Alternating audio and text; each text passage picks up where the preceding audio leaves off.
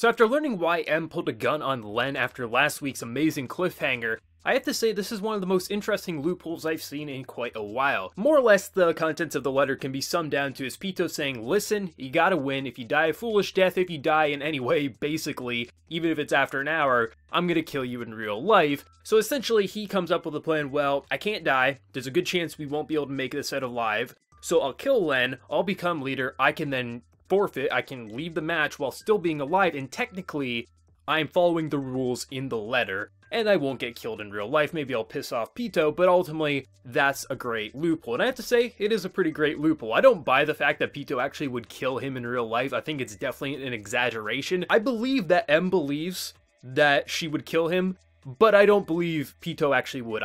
Because I really don't see how Pito can't be the idol that Len likes in real life. I really don't see how there's too much foreshadowing to it a couple of weeks back.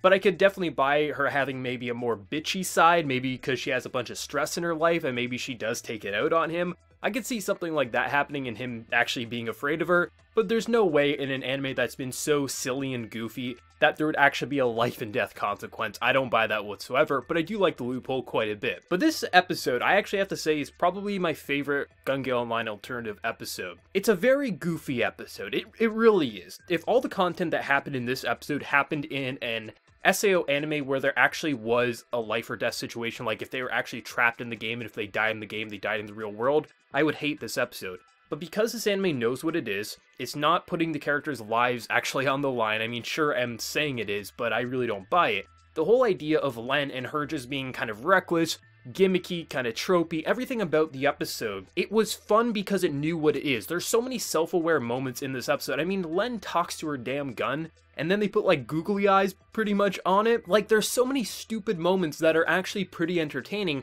because this is a game at the end of the day. The characters, like the team that Len was fighting off against, they were taking the game far too seriously, but at the end of the day, this is a game, and if you had virtual reality this extreme, of course people are going to roleplay to the extreme and take it seriously, like, oh my god, my comrade got shot in the head, I'm going to take their pistol and avenge their death. Absolutely, hell, I would do that if I had virtual reality this extreme, because why not? It's fake and you would have fun with it. So the fun that the characters are having and like the extreme that they're taking this game to, it's fun because they understand it's a game and they're not trying to tell the player, oh yeah, if this is actually serious, you need to really buy into the fear. No, if Len gets killed, it's fine. Len dies. I mean, and even if Pito actually would kill M would just resign. So there's never really that threat of danger. So you can just sit back and have fun with the goofiness, and that's something I appreciate. This anime isn't trying to be a masterpiece by any means, but it's just trying to be a good, fun anime, and it really has been that over these 5 weeks here. And something I have to give major props to is the animation in this episode. This is single-handedly the best animation we've seen in this anime to date. There was so many really cool techniques they use. Like, the slow-mo was obviously a nice touch where they would slow down the backgrounds, they'd highlight the characters, they'd just make them very sharp res, and how they would detail it was absolutely incredible. There was a lot of slow-mo in this episode and it looked beautiful, but one of my favorite moments was actually when Len was running towards the screen. Essentially, she was running, and it was basically trying to tell us, like, she's running insanely fast, she's a very fast character, and the way they did it was essentially they pushed her character model back and forth on the Z-axis a shit ton of times in a very fast pace, and it looked like she was running insanely fast with the running animation on top of that little technique. It's nothing complex, but it really did make you feel like, okay, Len really is super fast. Sure, the animation always makes her look fast, but it was that one moment where I was like, they really went above and beyond to really sell like she's insanely fast with her high agility stat. And the animation, all the little flips, there was so many just self-aware moments, like the magazine gets thrown by one of the characters into the gun, and Len's just like, what?